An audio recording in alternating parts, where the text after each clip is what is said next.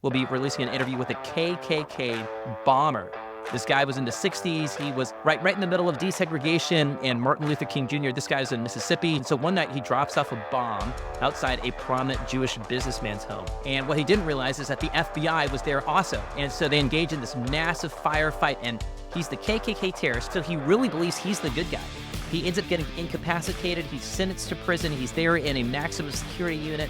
And eventually he reads the Bible and ends up becoming radically saved, converted. No one ever witnesses to him. He never hears Billy Graham on the radio. He just read the Bible and gave his life to Christ from reading the example that was set forth in the New Testament.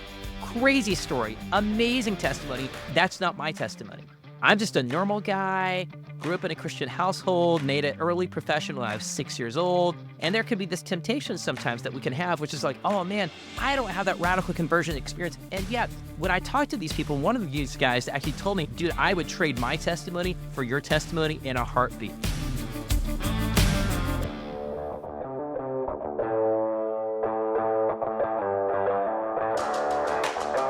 Hello, and welcome back to the Be Unbound podcast. I'm your co-host, David Rethemeyer. And I'm your co-host, Jonathan Brush.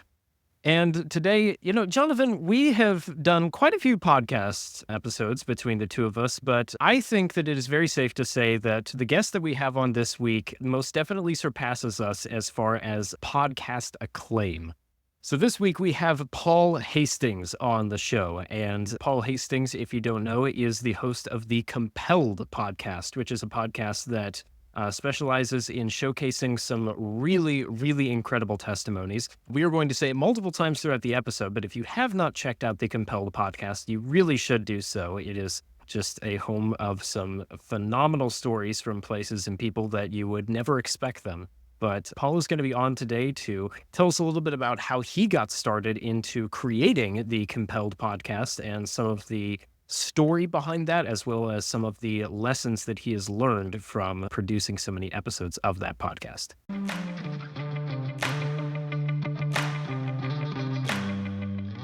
Paul, welcome back to the Be Unbound podcast. It's really fun to have you back. And it's fun for me to have you for the first time because David is a veteran in terms of interviewing you, but this is my first chance to do it on air. And so I'm delighted to have you here and really appreciate you taking the time to be with us today. Well, I'm glad to be back. It's a great time to be back with all you guys. And you're a new face to the podcast, actually, Jonathan. So I haven't seen you on here before. That's right. In this group, I'm kind of the rookie instead of the veteran. And especially if I talk about you, Paul, it comes to podcasting, I'm probably not even rookie status yet. So yeah, he's this new guy that we have around. We have him on a probationary basis. That or they're just getting desperate, Paul, which is a distinct possibility. David's like, Abe left, I lost the talent, and so you just gotta go with a placeholder until you can find something better. So there you go. Maybe this is my audition. Is that what you're telling me? Like I might get hired as like the next Be Unbound, co-host, right? I wasn't gonna say anything, Paul. This was gonna be a blind thing, but I have a greater resemblance to Abraham than. I have a greater resemblance to Abe than you do, Jonathan. Just saying. That is true. And I was going to say, if this Compelled thing doesn't work out for you, it's always nice to have a couple of backups on the records. Well, Paul, tell us a little bit of how you got back to the Be Unbound podcast, and with that, tell us why you're a veteran podcaster. That's the place I want to talk to you about. So. Sure thing. So actually, I can't remember what I shared the last time I was on the Be Unbound podcast, but the reason I'm here today is partially because I'm an Unbound alumni. If you've forgotten already. I did not. I just didn't want to. I just wanted you to say it because it's much more credibility than if I'd introduced you that way. So I wanted to make sure you claimed it, Paul. Exactly. Yes, I am an Unbound alumni. So I went through the program. Well, and let's just back up. There's like a whole precursor program 20 years ago, back in the dinosaur ages, and we came to class and like Stegosaurus riding. But yeah, I went through the prior program, which Unbound now is. I went through College Plus something like 20 years ago, and so I'm one of those alumni from way back in the day. And then I had the good fortune of connecting with you guys again many years later. So here I am today. That's awesome. And Paul, I know you for a couple of different reasons. Your involvement in Texas homeschooling stuff and things like that. But I think most recently, I know you most because I hear you all the time because I listen to Compelled. And so tell me a little bit about that because I don't know the full story of that, honestly. I know it because I've listened to all your episodes and that sense of it. And tell us first of all what Compelled is, because I think that in itself is a really interesting story. And then we'll go from there. I'd like to know how you came to do it. So tell us about your podcast, Compelled. Sure. So actually, I'll go in reverse order because I think it's a better lead up. So what happened was that straight out of high school, right after I finished college, actually. So actually, let me back up. Straight out of high school, I was working on my college degree at the same time, but I was also working full-time jobs, and I was a fire extinguisher technician. I was a web developer. I had started a social media network. I started a filmmaking academy for high schoolers. I was just kind of dabbling around a whole bunch of things. So I think what you're saying, you were a typical unbound and I was student. a janitor. Yeah, I was a typical unbound student. Yes, very, very typical unbound student. And so I just didn't really know what I wanted to do with my life. And then out of the blue, I got this opportunity to become a lobbyist for the Texas Homeschool Coalition. And I think I was barely 21. And so I started showing up at the Texas Capitol every day and working on bills and legislation that was related to homeschooling. And I did that for a couple of years. And then that kind of gradually led me into this other career path where I was just working on Texas politics full time. So it was a mixture of working on legislation, working on political campaigns, and working to elect candidates. It was union busting. It was all kinds of different random things. And after several years of doing that, I think when I was 20, at that point, I had been married for a couple years. We had a 1-year-old daughter. And my wife just turned to me and she said, Paul, you barely see us. And you work from home, except you're working like 70 hours a week because you're just connected to the political cycle, the news cycle, and you cannot let go. And you're looking at your phone constantly and like darting off to your office even on weekends to work on things and to launch, political ads and whatever. And you are not present with our family.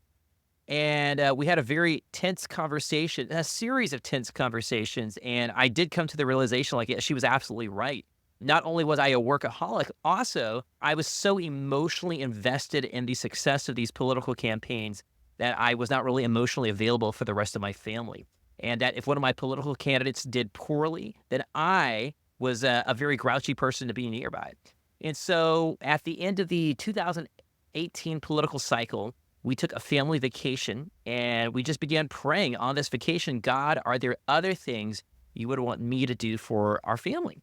And on this vacation, we went to the Creation Museum and the Ark Encounter and the Indianapolis Children's Museum. And we capped it off with a trip to the Christian Worldview Film Festival, where we got to be surrounded by all these Christian filmmakers and youthful teenagers that were probably Unbound alumni now or whatever. Anyways, and so we're surrounded by all these like creative types. And I was just like struck by this idea, like, all these years that I have been working on these political campaigns and digging up all this horrible dirt on political candidates that I could then publicize, never once did I stop and pray for the soul or the salvation of any of my political opponents. Instead, all I cared about was character assassination. How could I make them embarrassed? How could I destroy their reputation in public? And that was just kind of a terrible little thought that I had there. And I realized like I needed to get out. And so we had this thought, what if we did the exact opposite? What if we found people who had done horrible, terrible things, but instead of packaging that up into a mail piece and sending it statewide, what if we packaged that up into a podcast and then promoted how incredible it was that God had now saved them and changed them and redeemed them?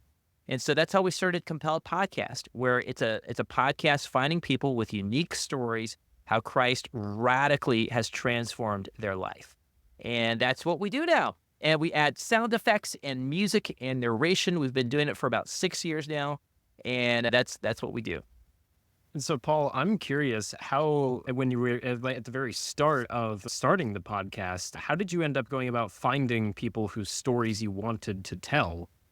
Yeah, great question. So that was actually part of it. When we were there at the film festival and my wife and I were just talking like, what else could we do? We threw out a lot of other ideas out there. Maybe I start some kind of business. Maybe I do a consultancy. Maybe I do marketing. I don't know. But then we had this, I thought, we realized, man, what are the assets that we have? So we sat down, we did this little exercise. And actually, for all of your Unbound students or people that are not from Unbound, let me think just a book here. Here called Nothing to Lose, Everything to Gain. David, did I talk about this last time I was on the podcast? I don't recall, but there's going to be a lot of people who are listening who didn't listen to the last one. Okay, so this is called Nothing to Lose, Everything to Gain. It's about this dude. It's basically a puff piece this guy wrote about himself, right? But there was, of all the things that are in this book, which is his biography from going from a gangster to being like a successful business guy, he's not a Christian that I know of.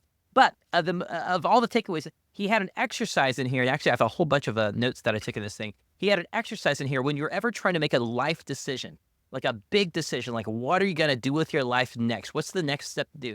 he had a great suggestion, which is you take out a piece of paper and you spend a whole day and you just write down with a piece of paper and pencil, or you can do it on a Google Doc, and you write a list of all the things, all the assets at your disposal. So you write down a list of everybody that you know, the relationships that you have, and what they are doing now. You go through your LinkedIn, your Facebook, whatever, and you're looking at everybody that you know, anybody that you know that you could get a hold of, write them all down, and what are they doing? And then you write down a list of what are all the things that you own. Like, what do you have? Do you have a house? Do you have a boat? Do you live near some kind of interesting landmark? Like, what are the physical, tangible assets that you have? And finally, what are the experiences or the skill sets that you have? Like, for me, my skill set was like, I knew politics, but I also knew filmmaking because I'd made a lot of ads for these commercials and things that we had done. And so you have these three categories: the people that you know, the things that you own or have access to, and then the skills and knowledge and experiences that you've had. And you write all these things down, and then you, on this piece of paper, you then begin looking for like, what are patterns? Like, what are like unfair advantages that you might have? What are things that God has, and I'm adding the term God here because this guy didn't use that, right? But what are the things that God has uniquely placed in your own life that perhaps no one else has this unique, interesting combination of skills and resources and people? And then perhaps maybe looking at that, maybe you can monetize that. And so my wife and I, we went through that exercise and we realized, like, man, because I had grown up in Texas, she had grown up in Kansas, we only had one set of mutual friends when we got married. So we had completely two different sets of people and friend sets. So we knew basically twice as many people as many married couples do. And so we just realized, like, through this weird, we know so many people with these crazy testimonies. Like, I knew this lady from high school that she used to be an abortion clinic owner. She owned 3 different abortion clinics during the 70s, like right after Roe versus Wade. And yet then she became a Christian. And now she's like this staunch pro-life advocate, and she's like 80 years old. And like, nobody knows her story. If you met her today, you have no clue that this lady did 30,000 abortions. And it's just an amazing story that had to be told. And then my wife, she had a friend up there, and they had this very unique snowflake adoption where they had an embryonic adoption. And instead of having one baby, they had 3 babies that were born, like triplets that were born after like 12 miscarriages in a row type thing. And so it was just so unique. And we just realized, man, all these people. So to answer your question, David, that was a long answer to your simple question. When we first started the podcast, we just started with people that we personally knew ourselves. And then from there, it began to snowball as we would finish each season. A friend would introduce another friend of friend, listeners. And today we receive several hundred suggestions every year. And of those suggestions that we receive, we probably do about 20 interviews a year. That's really cool. So you went through this process. You kind of looked at those different things. Was this the first thing you tried? Yeah, it was actually. It was. Okay. There were many other things that we had done as kind of like side projects and side things, but this was the first thing that we really thought, hey, this might have sticking power. When we first started the podcast, though, the thought always was like, hey, yeah, this might be a great way to make a job out of this, but it's not going to make money out of day one. Like, we can't make a full-time, living Right. with zero audience, starting from zero. So for the first 4 years, I continued to do marketing consulting, and then we would work probably about a year on marketing consulting for other clients, and then we would take 3 months off and just coast on our savings while we made one podcast season.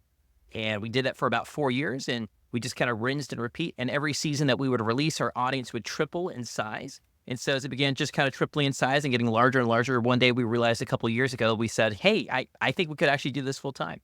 And so now we've been full time on the podcast for the last couple of years. Well, that's a really cool story. I've been curious for a while exactly how that came about, like how it started. Because I remember a mutual friend, is I guess on this show, and former podcast host Ben Billups, told me about it originally. And so that's how I learned about the podcast, and then got hooked from the first episode. Then went back, listened. I don't remember when I joined, but listened to all the back episodes and went forward from there. But I didn't know the whole story about how it came about.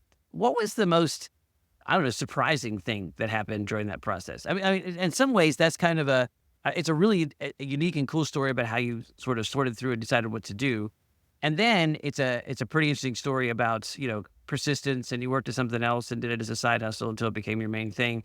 And in some ways, there's a classic sense there, but that masks all that hard work, that masks all that uncertainty and all those kinds of things. So what was the surprising point for you that was unexpected?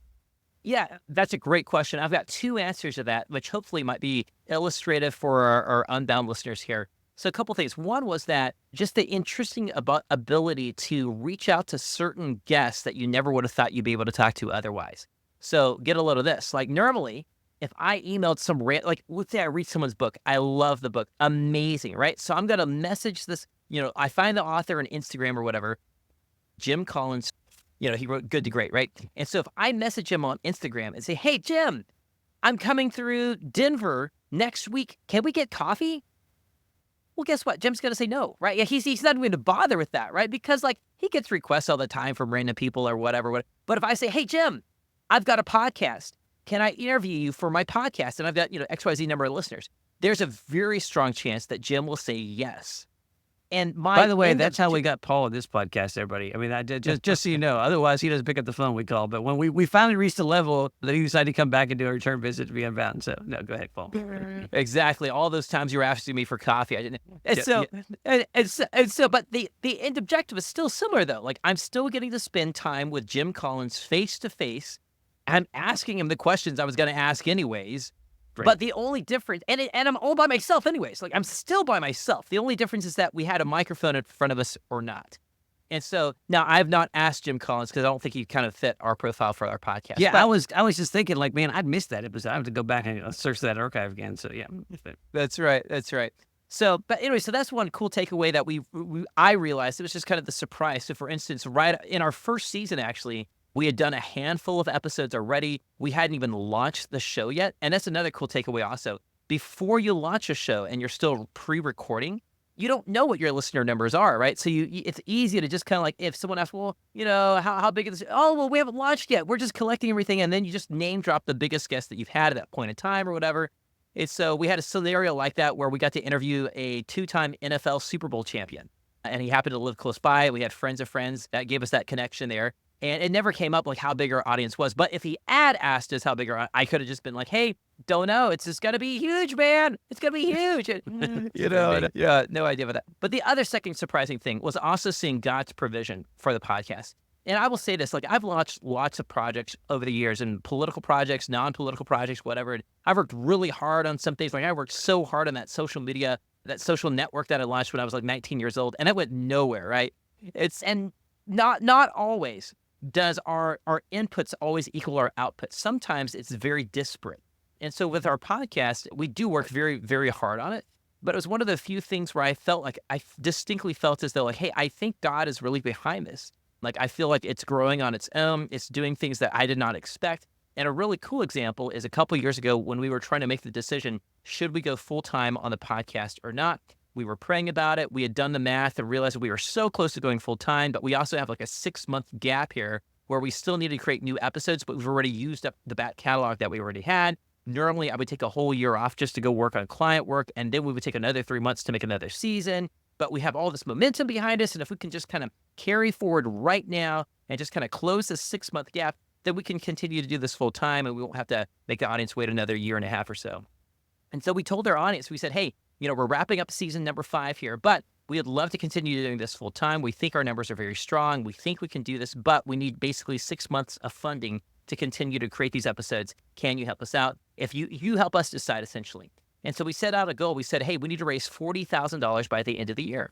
And we made that announcement shortly after Thanksgiving. And so we just kind of, just said, hey, that's what we're going to do. And if the money comes in, great, we'll do it. If the money doesn't come in, great. We'll just take that as God's sign. Like, hey, we're just going to go back and do marketing consulting for another year. And we'll do another podcast season, a year from now, year and a half from now. And so we made this big announcement, $40,000. And then we sat back and just kind of, waited a little bit there. And it was like Thanksgiving and Christmas season, all this other crazy stuff's going on and everything. So anyways, finally, December 27th rolls around. And I sit down, maybe it's December 20th, it rolls around. I sit down and I'm crunching all the numbers. I'm calculating all the money that came in, the donations and the checks or whatever. And I'm adding up all the math. And it came out to $25,000, which is awesome. I mean, that's $25,000. That's people who wanted the podcast to continue, $25,000. That's great. But it wasn't $40,000, right? And so we sat there, we're trying to do the math in our brains, like, because, this money's going to pay for the editors. Some will pay for our grocery bills. Someone's going to pay for equipment and all these things. But we really needed $40,000 for it to actually make sense. And so we're trying to understand, like, what should we do? Like, if we don't do it, do we return the money? Do we sit on the money? Do we wait on the money? Should we continue? Should we move forward? What should we do here? And so my wife and I, we had this very intense money conversation. Jonathan, you're married. You know about that intense money conversation you have with your spouse. David, you're probably not married, are you? He's about to be married, so this is good. This is good. Oh, coaching. good. Yeah, good one, David. You pay close attention here. Good notes, right? Okay. I'm all ears. I'm all ears, Paul. I'm ready. We're having that very intense money conversation, talking about, like, what do we do? Like, and finally, at the end of that conversation, again, we're praying, we're holding it with an open hand. We say, Lord, we think we should move forward. Like, the fact that you provided $25,000 is significant. It's not the 40, but we think we should move forward. And it certainly feels as though that the podcast is doing great, important work for the kingdom. So I think we're going to move forward, but we're not totally certain, but we think we're going to move forward. Please show us very obviously, one way or another, whether we should not do it, but we plan to move forward, but, please let us be humble enough to not do it if you don't want us to do it. We have this conversation. And then my wife then walks into the living room to give our 5-year-old daughter a piano lesson. And I, 30 minutes later, walk out to the mailbox. And in the mailbox is an envelope with $25,000 in it.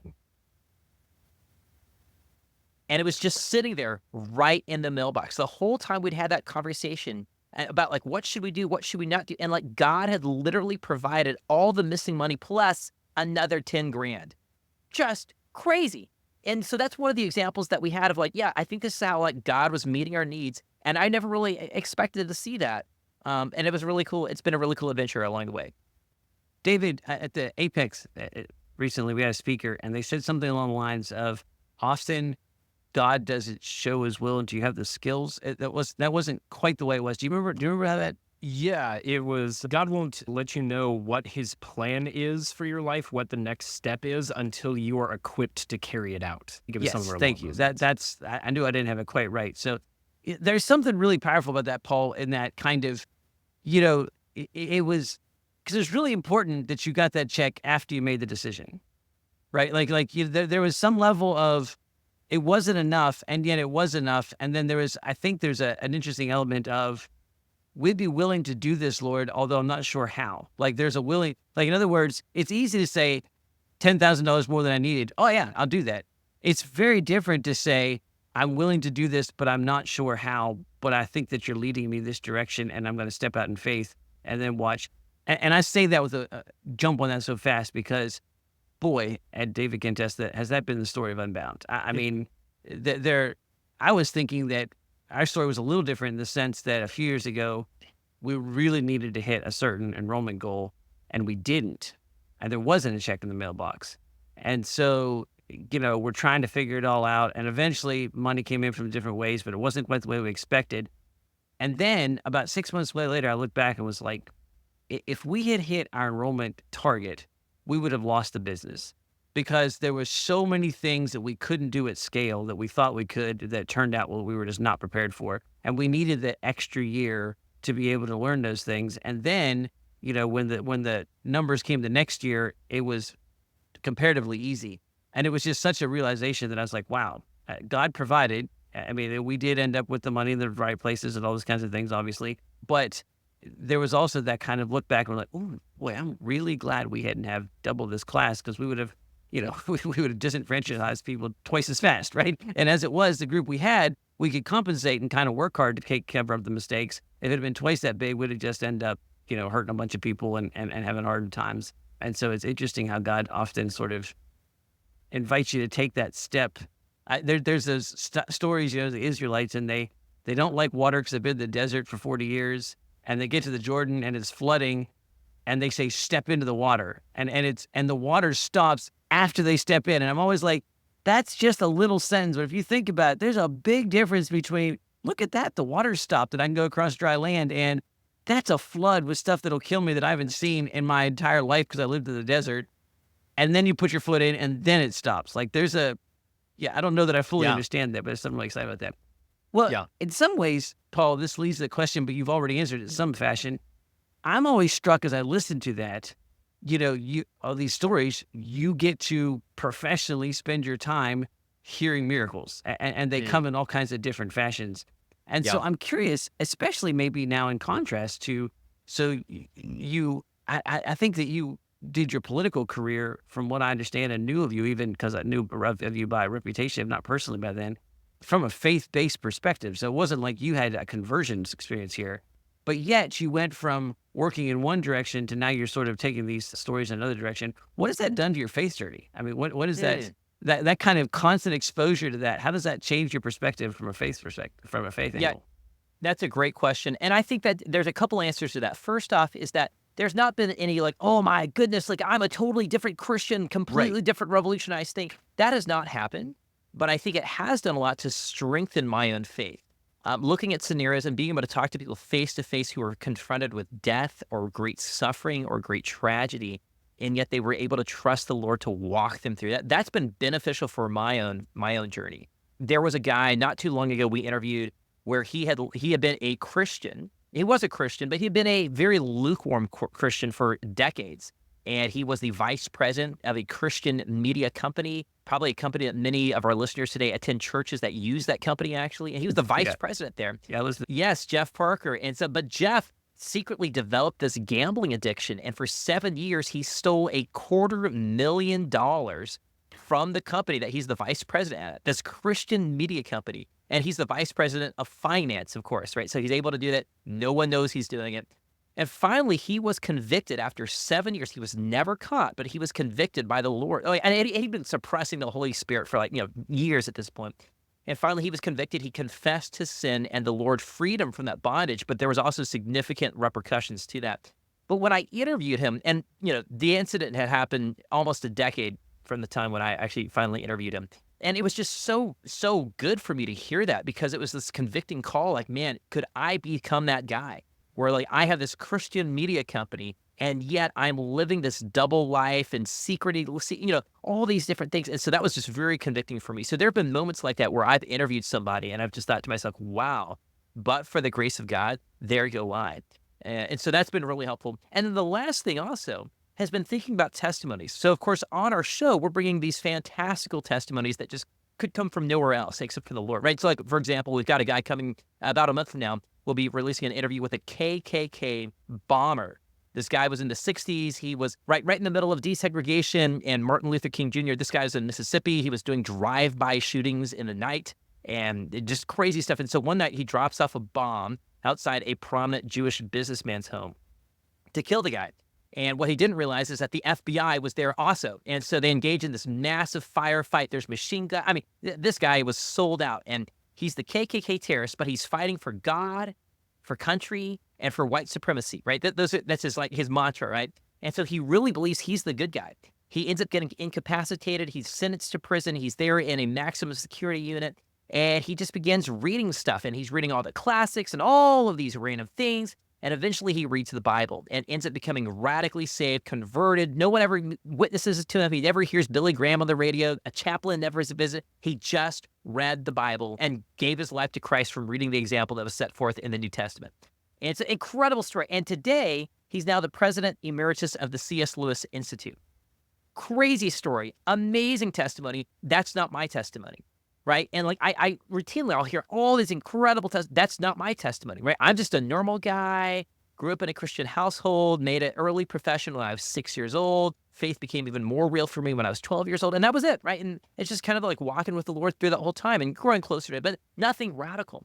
And there can be this temptation sometimes that we can have, which is like, oh man, I don't have that radical conversion experience. I'm not a really buff Christian. I'm just and we can feel embarrassed about our very normal. And yet, when I talked to these people, one of these guys actually told me, he said, man, I've been asked this too. And he said, dude, I would trade my testimony for your testimony in a heartbeat. I never would want to go back and live that horribly sinful lifestyle that I used to live. I would never want my children or grandchildren to live with the. No, I would rather them have your testimony. And that's frankly, that's true of me also. Like, I hope that my kids come to know the Lord at an early age, that they follow him sincerely the rest of their lives from cradle to grave. And that's what I wish upon them, right? And I can't control that, but that's what we hope for.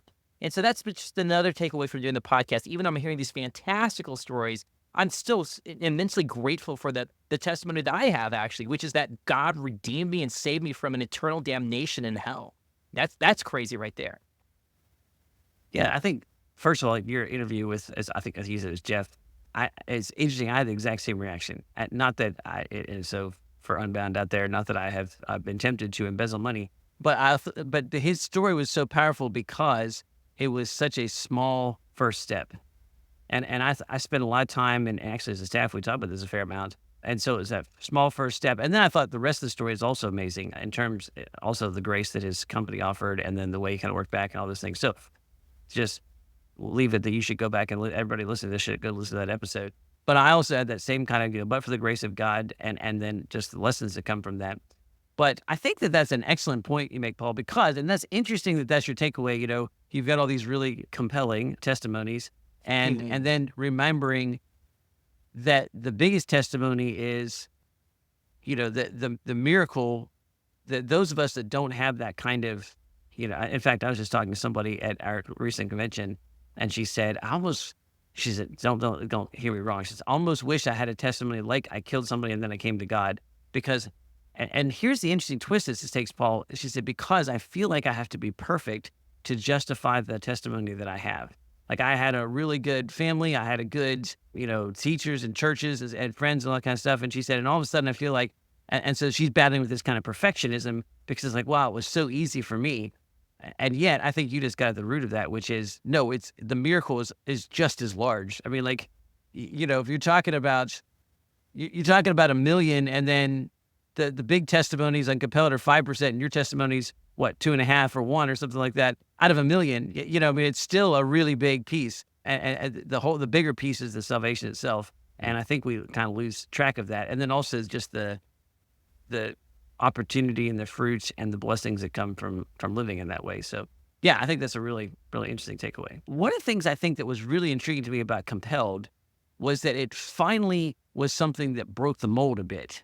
Look, you could do an interview show. We're doing an interview show, and to some extent, but you're doing more than that. And I would say one of the things that, and I'm speaking here less as a podcast host and more as somebody who listens to podcasts, like if I look at my podcast feed, it's like, okay, I got a lot of current events and politics. I got a lot of Christian commentary. They're all kind of the same sort of format that honestly looks a lot like this. And then, and to me, it's like, man, there should be some more creativity here. And I'm really excited to see some of that take place in the space that it has. So your show is, yes, it's telling a story. Yes, it's interviewing. You could have stopped there, but it doesn't. You've got, obviously a sound engineer, and you've got some other elements of storytelling. You've got some special effects and some audio stuff in there that really, in my mind, changes it dramatically. It's not just like a marketing twist that makes it different, but it gives it a depth and a three-dimensional aspect to it. Where did that come from? Why did you decide to do that?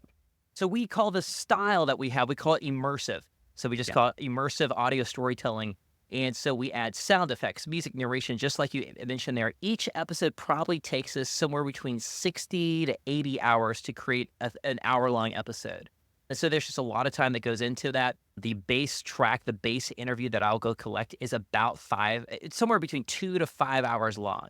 So it's just a lot of material that we're editing from, and then we're really working hard to craft it and make it really compelling and interesting. And the reason for that is that we felt strongly like these testimonies that we're finding are some of the just unbelievable stories. They're like the Corrie ten Booms of the world today, or the Brother Andrew, God Smuggler, the Nate Saints of the world. But they're alive still. They're still alive, and they can still tell those stories right now. And so collecting those stories has just been such an honor. And so we just felt like, man, these stories are worth telling. There is a marketing portion to this as well, which is we realize like there's a lot of other shows out there. Christians have a lot of material that they can choose to listen to. And so, we could be just like anyone else's podcast, or we could really stand out. And if we really stood out, the chances that people would come back to us are going to be higher. I've heard it said once before that, you can spend a lot of money for people to check out your podcast one time. And, you can, there's a little ratio there. Like, for a certain amount of money, people will check out your show. Just got to buy enough ad spots. But for people to return, that is no longer about advertising. That is about your quality, and the actual what you are providing has to be really good enough for people to return and come back. And content, acquiring someone is very expensive. But if you can keep them, well, that's almost free, right? If you could just convince to keep them. And so that was a huge component for this also. But as part of that, realizing that, man, there was at the time, it felt like there was a dearth of really well-told Christian storytelling podcasts out there. since we launched, which was like 6 years ago, I've made it my habit to kind of keep a list of all the other Christian immersive podcasts out there that we could find. And today, there's probably maybe 40 shows like that out there.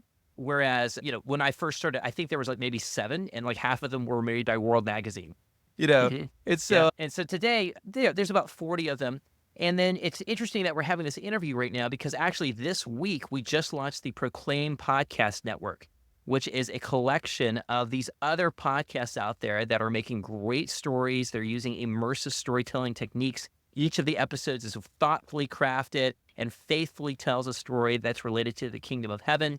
And so we just kind of united underneath a single banner to say, like, hey, if you listen to one of these shows and you like it, there's a good chance you're going to like any of the other shows that are underneath the same podcast network.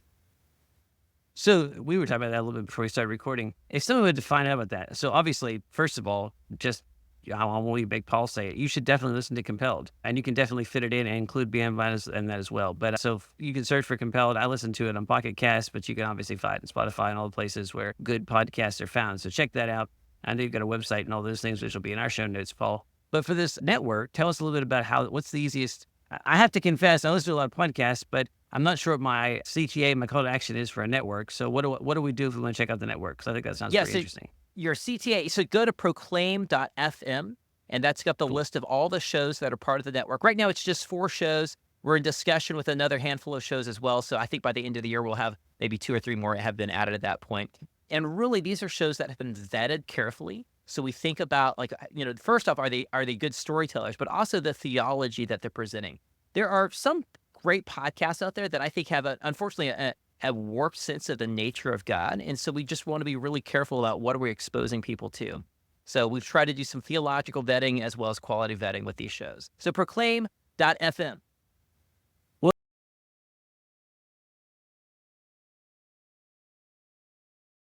Provider was, you search through and you can pick out some things at the top, and that's pretty interesting. And of course, now, as you know, the podcast world is huge. So curation, and especially somebody like Paul that comes along and says, hey, these are not only great storytelling, they're great solid theologically. That's a big deal. I mean, at least it is for me. I mean, that's actually a pretty big value add to be able to go and find that I know that I'm gonna, be mostly likely to find things that I like and that are high quality. That's a pretty big plus. Well, Paul, thanks. Yeah, I think, David, it was worth having him back for a second time, even if you had to put up with a rookie interview, guys. So appreciate you. You did all right. We'll have notes later. So well, I don't know. Is a compelling reason to come back next week and see if I'm in this spot or if maybe Paul's taking it. So, I mean, either way, you should listen to Paul. Whether it's 2 for 2 on the Compelled puns here, Jonathan. Yeah, that's the best I can do. So it's all I've got. So it's Paul's good marketing, picking a great title here. It's much harder, Paul, just in case you're wondering, to work Unbound into things all the time. So we're a little jealous. So, Paul, thank you so much. I really appreciate your time and appreciate you being here. Really excited about what you're doing. We have a real passion for storytelling and Christian storytelling. And part of that passion is derived from listening to things like you produce. And in some ways, in many ways, we point to that and say that we need more of that. And so it's really exciting to be able to listen to Compelled and to see what you're doing. It's also exciting to point to you and tell others that's an example of what we'd like you to do and the kind of excellence we'd like you to pursue. So we're in debt. Thank you very much, Paul. Oh, it's my pleasure, guys.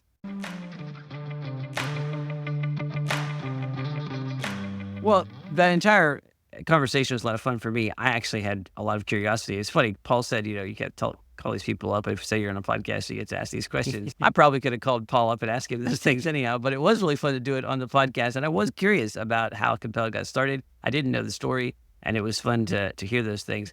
Some of the stuff at the end that I think is particularly noteworthy and maybe just to highlight, which is, Paul's podcast, Compelled, is very interesting. It's immersive. It's fantastic storytelling. And it's worth listening to because it's fun to listen to, and it's uplifting and it's inspiring.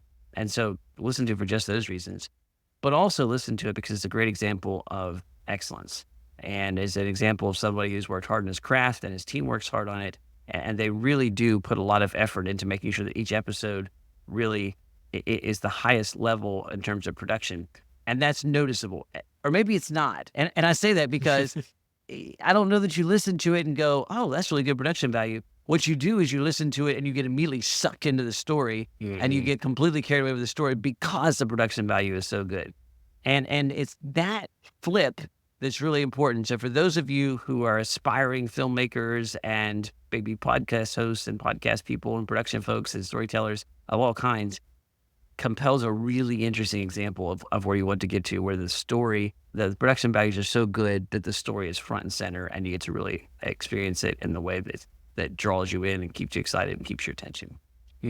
Well, and I think too, almost on the flip side of that, I think that Paul brought out a really, really excellent point in this episode, in that he highlights a lot of the really dramatic and intense stories of testimonies that different Christians can have, but yet at the same time, any conversion story, any saving of a soul is an incredible, powerful testimony and is every bit as valuable. And so it's really amazing to hear all of these miraculous stories that Paul gets to highlight on there. But just as a word of encouragement for someone who may need to hear that, because I've needed to hear it a couple of times during my faith journey, that even though your story may not be as dramatic, it is no less miraculous. And that's worth noting. Yeah, that's an excellent point. Well, we hope you enjoyed this conversation. If some of these things resonate with you, check out beunbound.us, because one of the things we do at Unbound, among many other things, is that we train aspiring storytellers, cultural storytellers of all kinds. So we have multiple tracks at Unbound for different things, but some of the ones that we have include a videography track, a digital media and market entrepreneurship track, and a arts and writing track. And all those things are very much connected to the kind of stories and things that Paul does. And so if this is, you're really saying, yeah, that's me, I want to be able to tell those stories, definitely take some time to go to beunbound.us, check out what we have to offer with the tracks there. And it's been a very exciting year as we've kicked off some of those tracks. We're already into the semester a bit, and people are participating in them. Some of the first lectures have happened. Some of the first projects have started. We're getting ready for our second event coming up in the fall here at Base Camp. And then we're looking forward to our big event in January, which is going to really feature a lot of the storytelling and other tracks doing actual projects. And so project-based education in the storytelling disciplines, in other disciplines, is what Unbound is all about. And if that sounds interesting and compelling to you, check out beunbound.us. 3 for 3. 3 for 3. And until next time, and I'll get out of here quick before David really just starts to roll his eyes too much, be Unbound.